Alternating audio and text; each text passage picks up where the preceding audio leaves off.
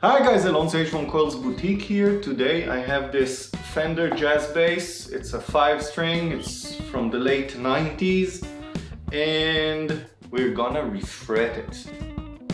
The problem with this neck is, this guitar plays well, except for the last frets. It buzzes significantly until this fret. This is clear, but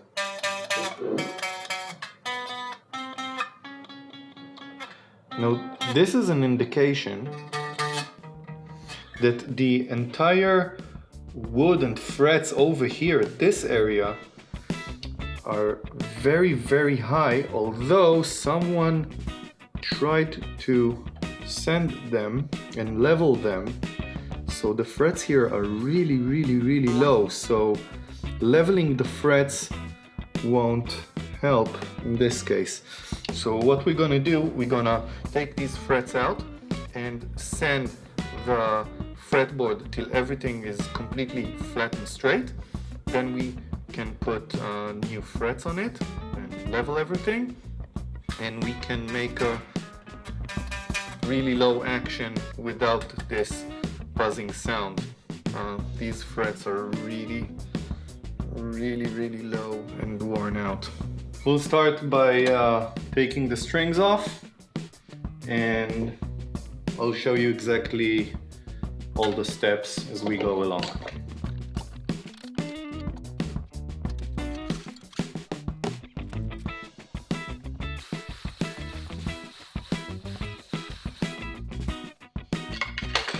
I just took the pickguard off so I can easily reach the truss rod bolt, and there's something really interesting that I can see now, and I'll show you. As you can see, this bolt here has some cracks. We might need to replace this bolt.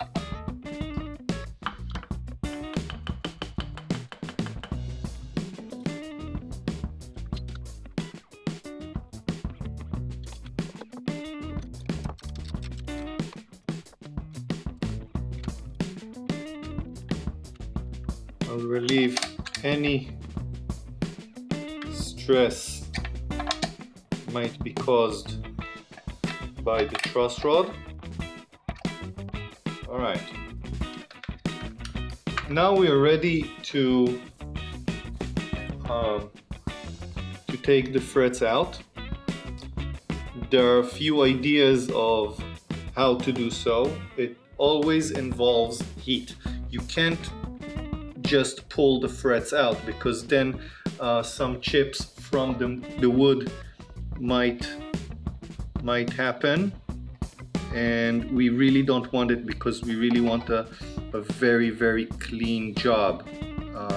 I'm always saying that a good refret is a refret that you cannot see that it was refretted. It has to be exactly like the original. So I don't want to damage this fretboard in any way. And the way to do it is using heat. I know that many techs use an iron or ironing station. There are many ways of heating up fretboards. I really don't like all these ideas, because they heat the wood so much and for so long that it might ruin the setting between the fretboard and the neck, and I don't want to ruin the glue or anything like that. So I have devised a plan to heat these frets. I've been using this technique for many years now, and I'm gonna heat the frets very, very rapidly, and without heating the entire area of the wood, but just the small area of where the fret is. And I'll show you exactly how to do this. I'm gonna use the technique of friction. So we need two tools. This one is the fret puller. You can buy it on Stuart McDonald's or wherever. And I'm using these silicone polishing wheels. They're amazing for this job. And I'm going to use this to heat up the fret instead of using soldering iron or whatever insane ideas many people have. So what I'm going to do, I'm going to use my rotary tool.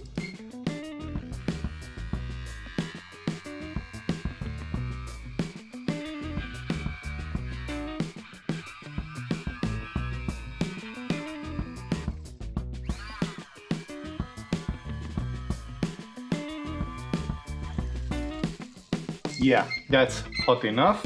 Now I'm using this tool and I'm just squeezing it like so, and the fret just comes out neatly and cleanly without any problems. Like so. No chips, no problems. Now, the question is, how the hell do I know that this is hot enough? Well, I'm touching it, and if there's a red marker on my finger, I know it's hot enough. It needs to be really, really hot. But after I'm done, the wood is very, very quickly cooling down. That's amazing. So this technique is wonderful if you want to get the frets out without any chips and cracks. And it goes out like hot knife in a butter. So that's pretty amazing. So I'll do this for the entire fretboard.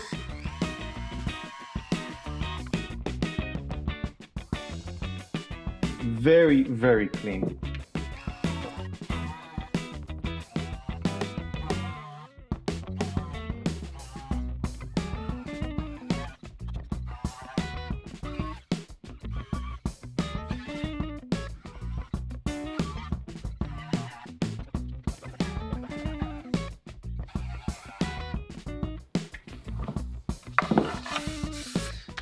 And we're done. Now we have to wait because when you take frets out of fretboard, a lot of the stresses that the frets cause are eliminated, and we need to let the neck sit for like 2 or 3 days just to understand its new environment. It's very important to do this job very slowly. And there are a few marks on the fretboard from my work, but it really doesn't matter because everything is going to be sanded and we're going to refinish this entire fretboard. And we'll wait a few days, then we'll continue with this job.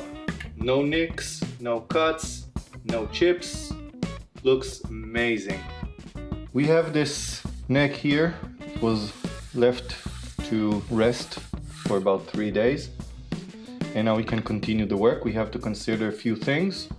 One of those things is the neck relief and the radius. And we'll address the radius as we go along with the sanding. But let's take a look at the relief.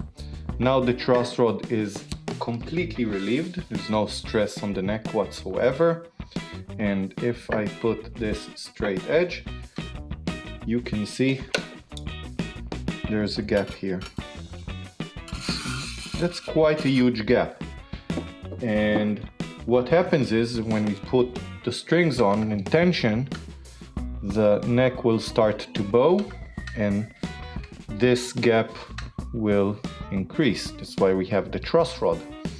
But because it's a 5-string and it has so much tension, we really want the truss rod to be as loose as possible and the neck to be as straight as possible while the truss rod is completely loose.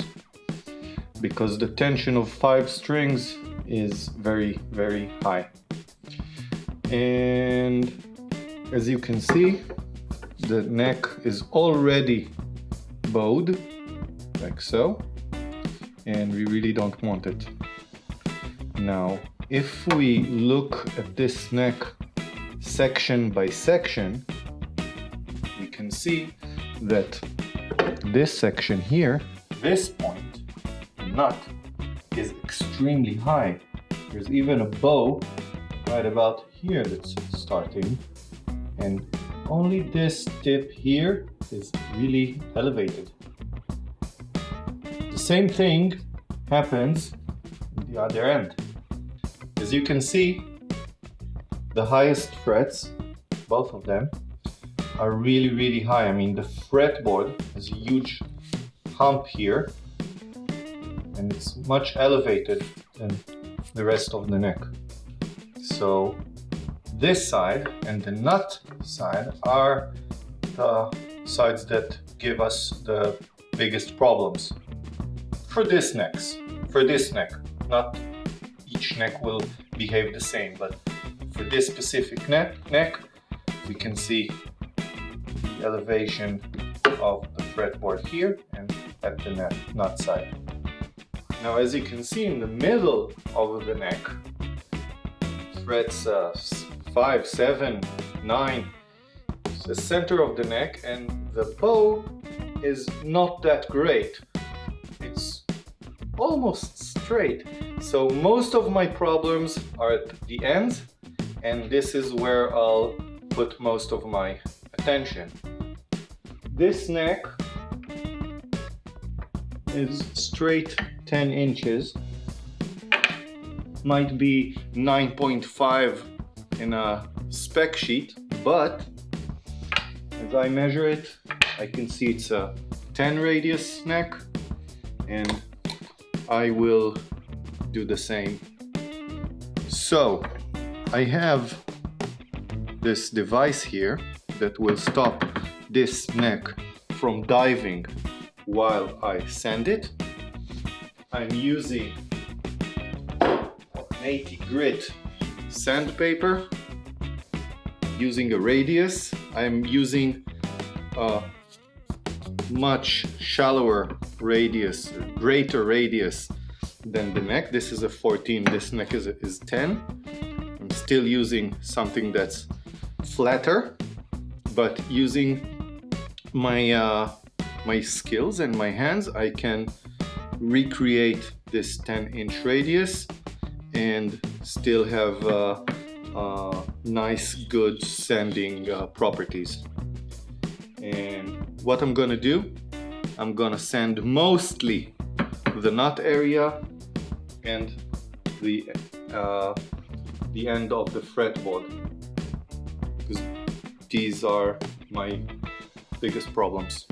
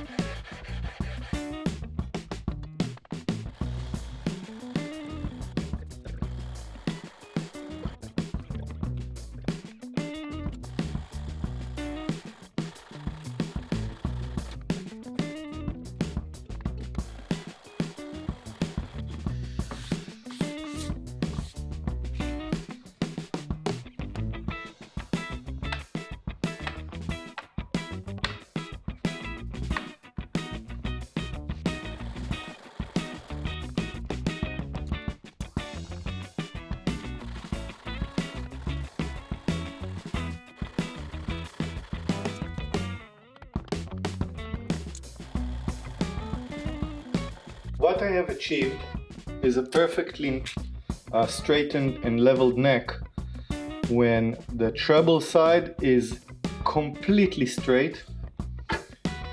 In the middle, there's just a tiny bit more gap, and in the neck,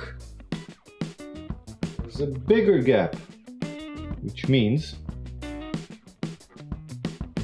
that this is a true neck with almost no curvature at all. The treble side, and as we go along for the bass side, we have bigger curve, bigger relief. This is what we want. This is the treble side. There's no relief whatsoever. It's completely straight. Again in the middle, so it's just a tiny relief, tiny bow, and the neck of the bass end has a bigger bow. Now, how is it important? It is very important because a true neck works exactly like so. We need a higher action for the bass string and a lower action for the treble strings, because bass strings tend to vibrate in a much wider field of vibration, so we need a higher action or else it will buzz. So this now is a perfect neck. It's called a true neck. We are done with the 80 grit and I'll move on to 120 grit.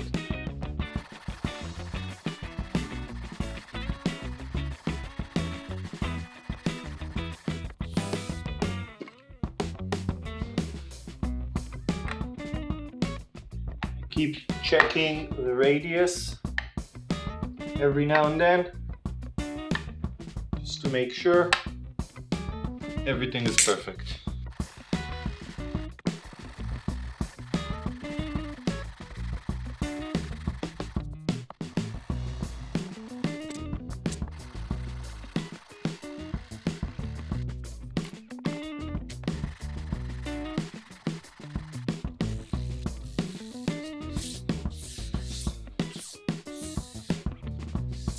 Okay, I'm very satisfied, and on to the next step, and it is to remove the neck from the body.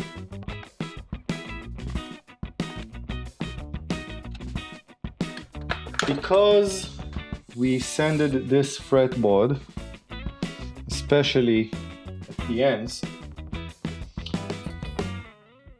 the slots for the tang of the frets might not be deep enough, and they might not be wide enough.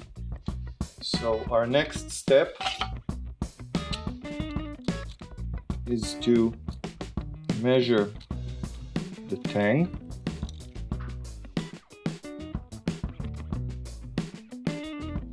and make sure that we have less than 0.5 millimeter between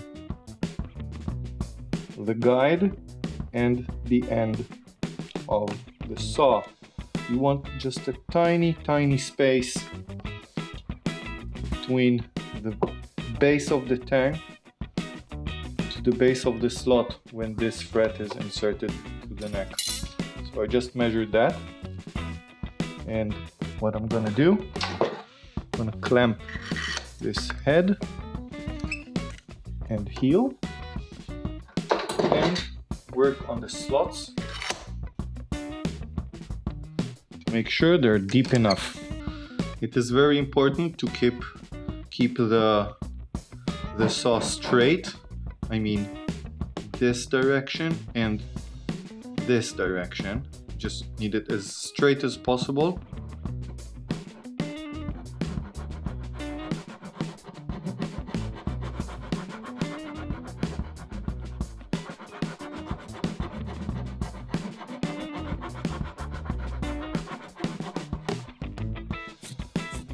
Still way to go.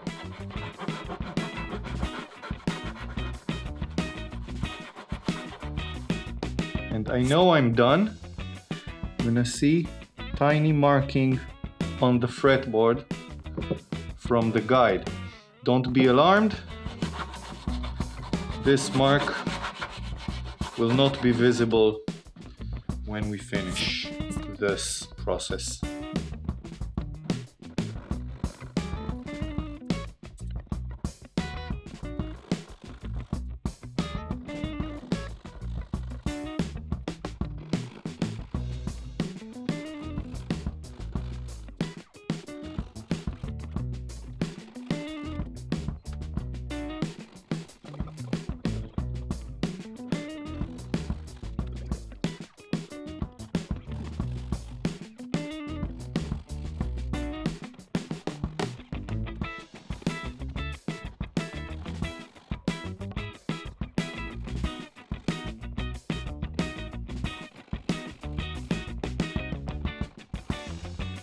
Now I want to reintroduce the finish, the fretboard, because of all the markings that we just did here, and to eliminate them. So back to the 120, very gently.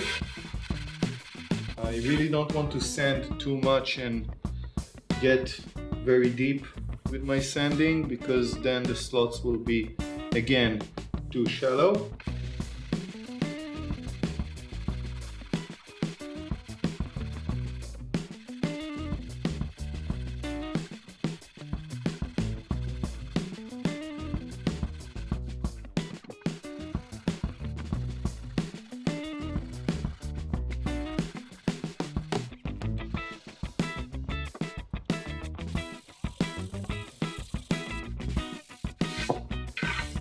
Now, when all the markings are gone, we can start finishing the fretboard until we have the finish that we're gonna end the job with. I know it's weird to you that I'm finishing the fretboard before I level everything and put the frets on, but there's a reason to it, which will be revealed in the end. This is still 120, I'm just removing some of the tiny scratches, like so. And what I'll do, I'll use these Indasa fine and super fine sanding sponges, I think they're called. And they're really great. This is what I do after the 120 grit.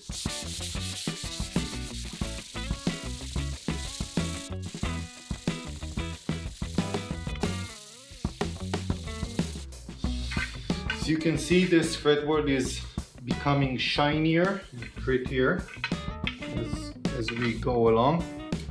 Now I'll move to the super fine.